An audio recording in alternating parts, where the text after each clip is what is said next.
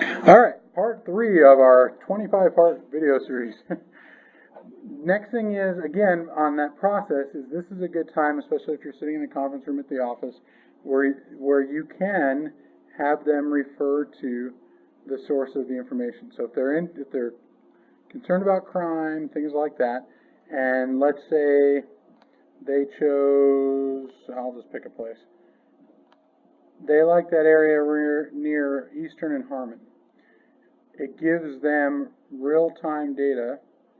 Okay, so here's an example. Let's say they liked a little condo on Pine Breeze Lane near Eastern and Harmon, and they want to see what's going on there. Well, within that half-mile radius, what do we have? We have a recovered motor vehicle and another disturbance. Okay, well, what about within a mile radius of that area? So in other words, be the source of the source. Give them the information. Here we go. We got people wearing masks. Okay.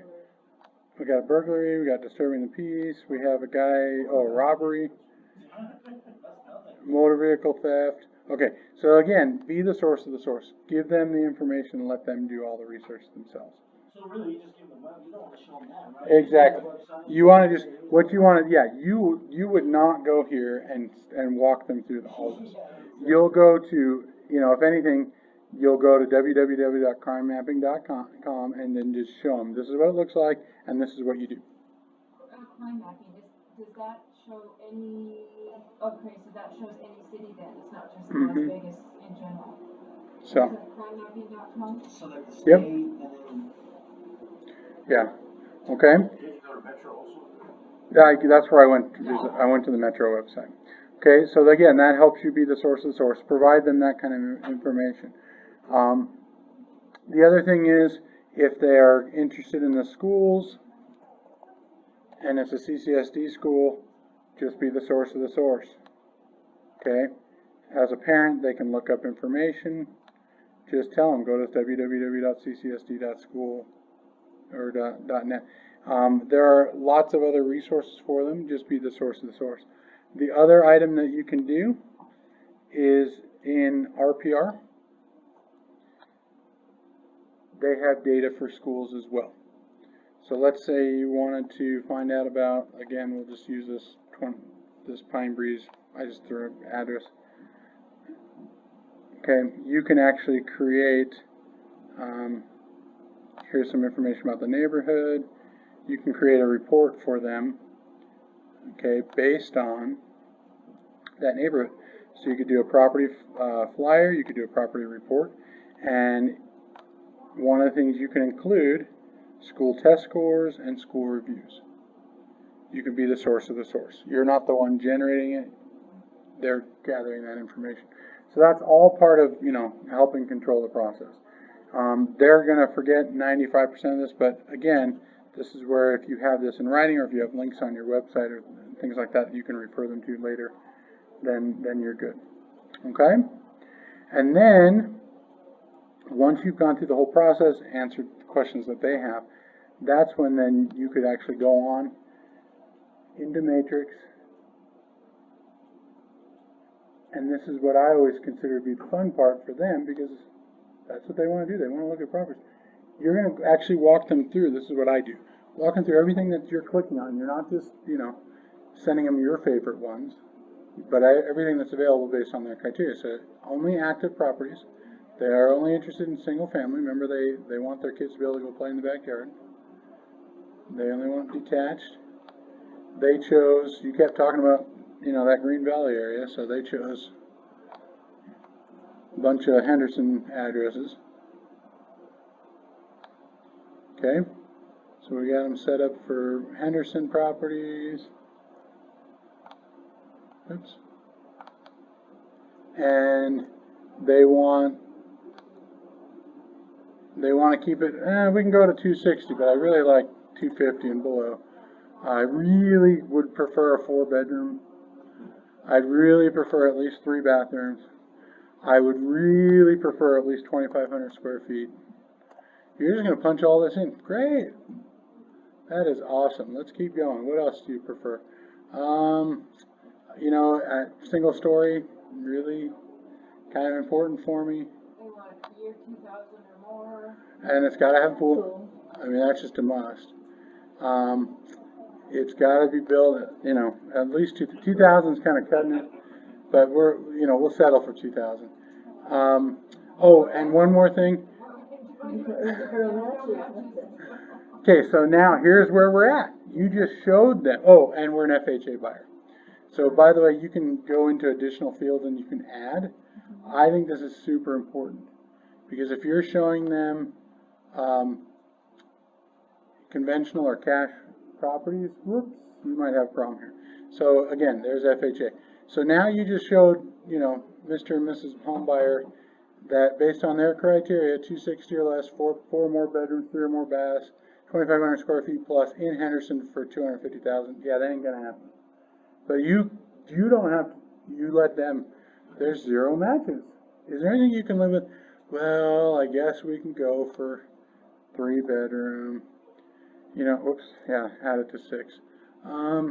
We really want, 2 bath. We really want a pool. So, yeah, exactly. So we're still at 0. Okay, well, what else? Well, I guess let's try 1,500 square feet. And I really don't want an old house, but let's see. And by the way, let's talk about old houses. If you were back east and there was 2,000, that's a brand new house. That is brand new. I mean, heck, my grandmother had a house that was 3 years older than the United States. Right? I mean, it was built in 1773. So, I mean, it's all relative. Okay, so we're still at 0 matches. Take out the 1 story. So now, what can they live with? Are you okay if it's a 2-story? Well, I guess I have to walk up 10 stairs. We're still at 0. What's the problem here? Well, 260. I would take out Henderson. So now, have you seen the Silverado Ranch area? Oh, we can't build in that? It's near Henderson. Well, yes, yeah. I asked if Okay. if they would like to search other areas that are close. There you go. Their, We're still at 0. Okay, so let's do this. Let's point to them. What is available? There's 26 properties. So now, let's go into the map. Where are these properties located? Well, Pahrump. Oh, none are in the southwest at all. So, Not for that price. No. the other thing that might be important is you might, under the criteria, have to take out age restricted. I always, well. Put no? Yes, Yeah. I put no. So now we've got this area, east, north. This is not too far away from Summerlin. Oh, Summerlin. Okay, I've heard of Summerlin. Okay, so that's, you know, that's the case of they're getting nothing. Okay, the other case also comes down to, well, I found, you know, 150 properties on Trulia that I really love. Okay. Are they available? Now you need to turn the funnel the other way. Well, let's put in that property. Oh, well, that property is da-da-da-da. It's only cash. That property will only do conventional. You know, you go through it, you know, and then you try to limit that down so that you're not out there showing them 150 properties. Yeah, exactly. Okay, so the funnel works one of 2 ways. You're either narrowing or expanding until you get to, you know, 5 to 10 would be ideal. Let the market dictate. Clearly, these people need to adjust their expectations. What happens if I eliminate the living area altogether? Can I go back into Henderson? Let's see what pops up. Did anything pop up in Henderson? Because that was important to him. We're still at 0. We're still at 0. And by the way, what's another thing? I'm not going to try to be sexist here, but it's typically the guy that brings this up. It's got to be at least 3-car garage. Okay, well, let's be realistic. 2-car. Okay, now let's do that. I would take the pool out and put it back in Henderson and see what you get. Okay, So now we finally got to, what if it was a community pool? Oh, okay, I can live with that, right? Now what happens? Well, let's see what we got. We have 11 properties in Henderson without a pool. Ta-da! All of a sudden, oh, and by the way, there is actually one that's closer to the square footage they like. So it was that pool that made all the difference. And it's got a community pool in River Landing. River Landing HOA, which is not a terribly expensive HOA. Let's pull that up. So see, now all of a sudden, there's hope. So, you're $25 a month. No, I typically don't. No, but I'm just, yeah. Yeah, exactly. Yeah, so what I would do in that case, I would go to single line, and I would select the ones that they fell in love with. Let's say they liked Anchor, Schooner, Sunburst, and I would do this, and I would go to either the 12 photo or the brochure, and I would preview them.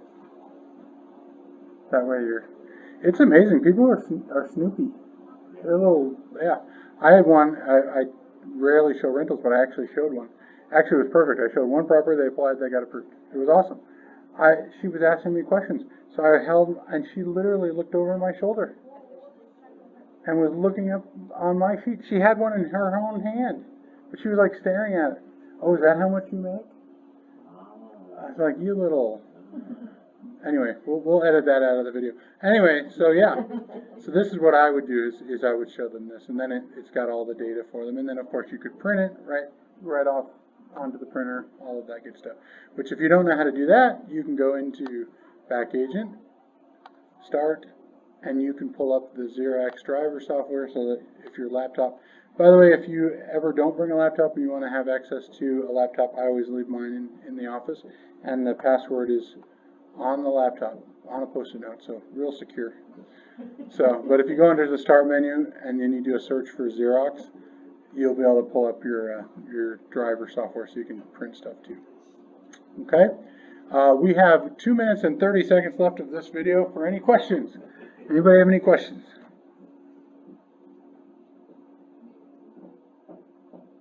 Okay.